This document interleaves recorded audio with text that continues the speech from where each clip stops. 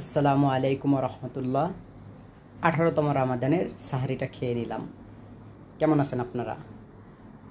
আপনারা যারাই সাহারি খাওয়া শেষ হয়েছে, অবশ্যই শেষ হওয়ার পরে আপনারা শুয়ে পড়বেন না। উজুটা করে সুন্দর করে ফজরের নামাজটা অবশ্যই পড়ে নেবেন।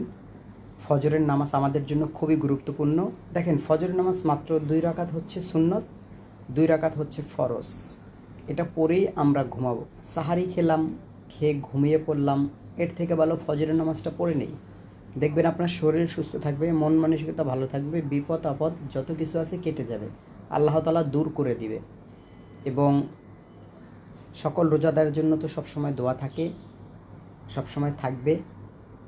আর আপনি সাহারি খেয়ে ঘুমিয়ে পড়লে আপনি এত সুন্দর সকালটাকে দেখতে পারলেন না।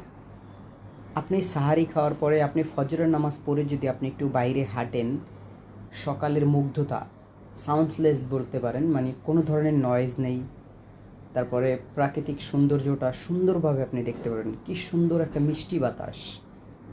আমার এখানেও কিন্তু এরকম, আমি কিন্তু আমার বারান্দায় দাঁড়িয়ে ভিডিও করতেছি এবং প্রতিদিনের মতো আজকেও আমার ওই যে আকাশের চাঁদটাকে দেখেন। আজকে গতকালকে একটু কম ছিল, আজকে মেঘে একটু ঢাকাটা বেশি। যাই হোক, সবাই ভালো থাকবেন, সুস্থ থাকবেন, আমার জন্য দোয়া করবেন, আমিও দোয়া করি আল্লাহ তাআলা